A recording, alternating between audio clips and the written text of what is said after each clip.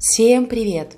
Продолжение видео по созданию рождественского венка. Первую часть вы можете посмотреть по ссылке вверху. Если у вас будут какие-либо вопросы, пишите, я с удовольствием на них отвечу. Приятного просмотра! Напоминаю, что перед тем, как приклеивать декор к венку, я сначала все примеряю, а затем уже приклеиваю.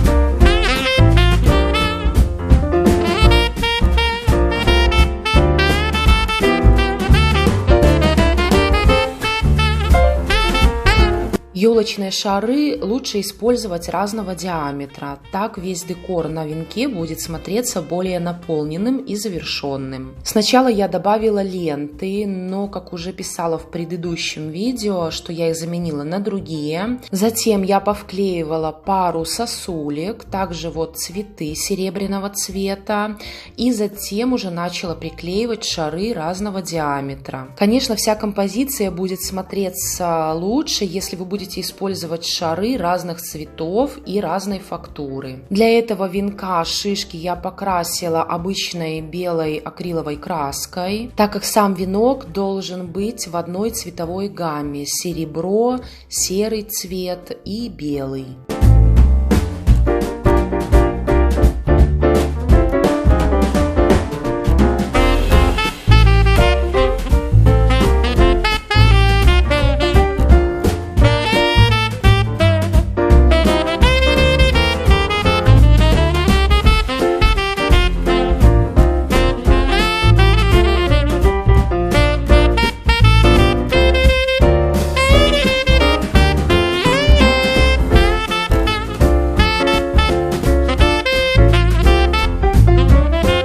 Вот такой нежный морозный венок получился.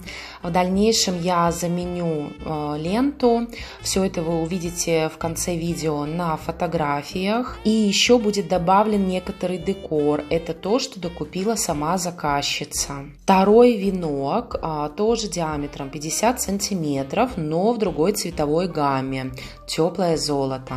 К этому венку я тоже весь декор покупала в магазине Fix Price. Шары разных диаметров, тоже такие цветочки, но в золотом цвете. Два вида лент и еще веточки, которые я потом порежу ножницами. Шишки для этого венка будут использоваться в своем естественном цвете. Поделюсь с вами маленькой историей о втором венке. Ситуация была такая. Сначала заказчица заказала один венок.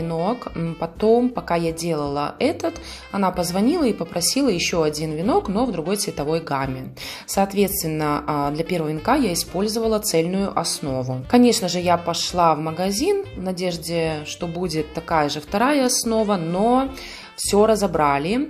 И у меня появилась такая идея, как выйти из этой ситуации. Я купила просто отдельно еловые ветки, затем из оцинкованной проволоки сделала круг диаметром 50 сантиметров и на этот круг начала нанизывать эти еловые ветки. Точнее, каждую еловую ветку по кругу проматывала. И получилась такая же основа для венка диаметром 50 сантиметров. Вдруг кто-то из вас столкнется с такой ситуацией, возможно, моя история вам поможет. Ну и, как всегда, сначала я начинаю формировать бантик наверх венка, чтобы определить его верх, и затем уже далее буду распределять по бокам и вниз.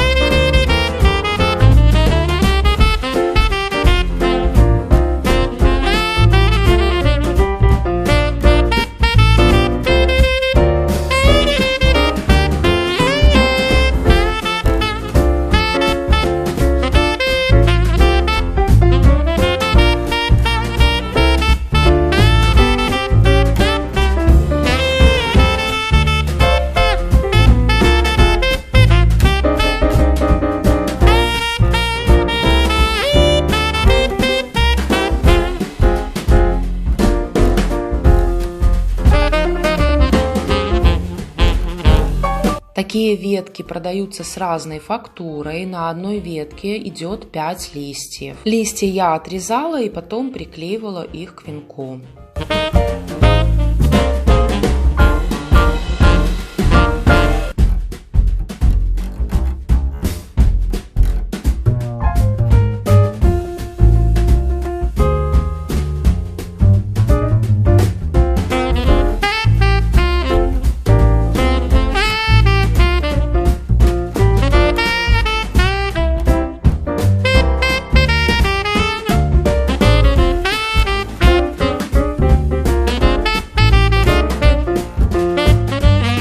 Вот такой теплый золотой венок получился диаметром 50 сантиметров. К нему еще будет добавлен декор, который купила сама заказчица. И сейчас вы увидите фото готовых рождественских венков. Заказчица осталась довольна, а для меня это был приятный опыт по созданию такой красоты. Жду от вас обратной связи. Надеюсь, вам понравились мои видео. Так как в этом году у меня уже тоже есть несколько заказов по созданию рождественских венков. И, конечно, я с вами поделюсь этим процессом, расскажу и покажу все более детально. Спасибо вам большое за просмотр. Всем пока!